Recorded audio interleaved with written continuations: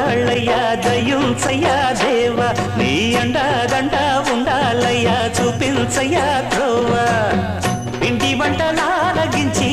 తొండమెత్తి దీవిల్చయ్యా తండ్రి వలె ఆదరించి